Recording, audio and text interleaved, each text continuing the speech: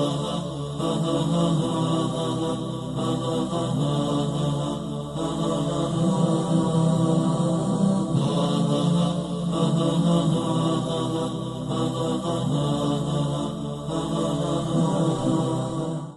الله الرحمن الرحیم.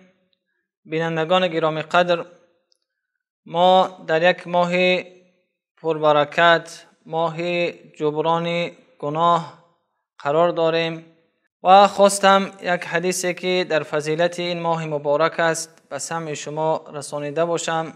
این حدیث قدسی است.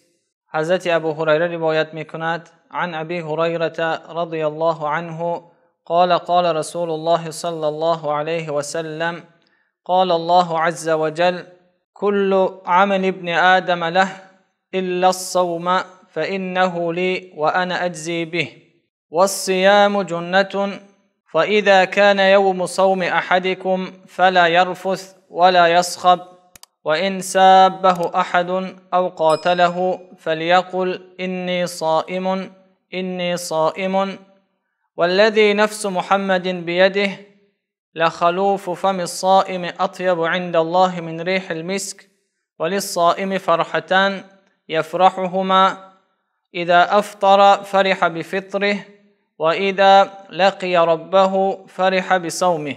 این حدیث در بخاری و مسلم روایت شده است.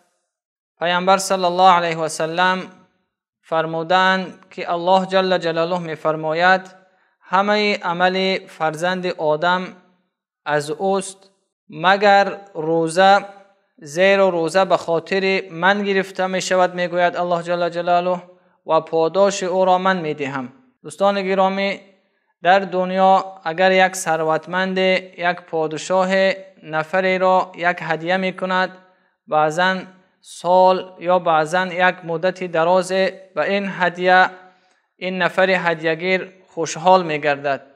حالا اینکه این یک هدیه بنده است، ما فکر کرده باشیم که هدیه‌ای که خداوند بر روزه‌دار روز قیامت نصیب می کند چگونه است، تنها الله جل جلاله می داند. این بزرگی این هدیه را، بزرگی این مکافات را نشان می دهد.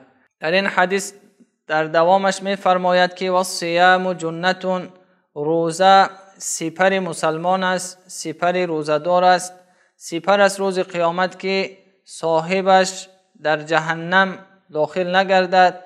و این چنین سپر است در دنیا که انسان بعد که روزه می دارد از گناهان خود را سپر می کند.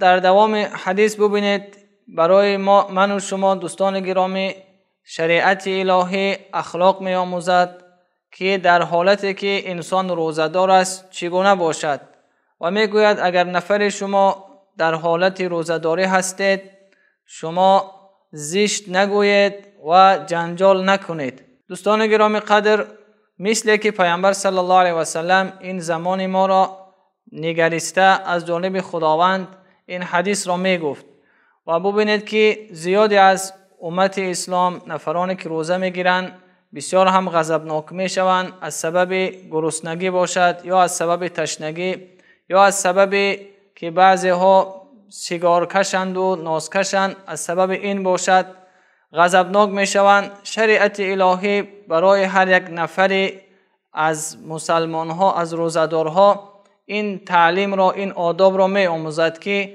در این حالت، در حالت روزه‌داری ما باید زشتگو نباشیم، غضب نکنیم، جنجال نکنیم. و یک راه دیگر را باز می آموزد که اگر رفت و یک نفر شما را دشنام می دهد یا زورآوری می کند، شما در حال غضبناک نشوید، بلکه در جواب این نفر چنین جمله گفته باشید که من روزه دارم و جواب این است، همین روزه دارم گفتن این که جنجال را انسان نمی خواهد در این ماه، زیرا اگر رفت و یک جنجال می کند، یک سخن ناشایسته می گوید، امکان آن است که ثواب اون برداشته شود و از روزه ثواب بر نآورد.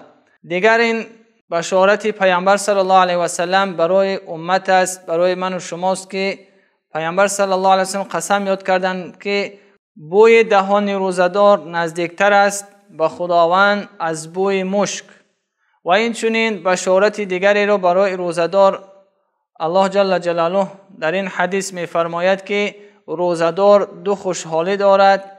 یک خوشحالیش در این است که وقت از صبح تا بگاه گرسنگی میکشد یا تشنگی را میبیند و وقتی افطارش خوشحالی است. انسان خیلی خوشحال میگردد در وقت افطار. این یک خوشحالی روزدار است. و دیگر خوشحالی روزدار این است که روز قیامت وقت و نزد الله جل جلاله بلند می شود، آنجا خوشحالی دیگری دارد. دوستان گرامی قدر، از این حدیث قدسی باید درس آموخته باشیم، درس گرفته باشیم. در این ماه خوش اخلاق باشیم. برای همه کس، چه در جامعه و چه در خاندان، نباید ما غضبناک شده باشیم تا اینکه این ماه را جبران گناهان خود قرار بدهیم. و اینچنین این مکافات ها را ببینید، این هدیه هایی را که از جانب خداوند بر بنده عطا کرده می شود. الله مهربان به یکایک من و شما توفیق بندگی را عنایت عطا بفرماید تا این ماه مبارک را به ایمان و به امید پاداش از جانب خداوند روزه داشته باشیم. و الله مهربان همگی من و شما را نگهبان باشد. و السلام علیکم و رحمت الله.